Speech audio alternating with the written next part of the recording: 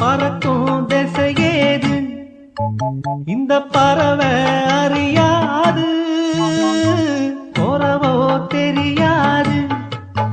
அது உனக்கும் புரியாது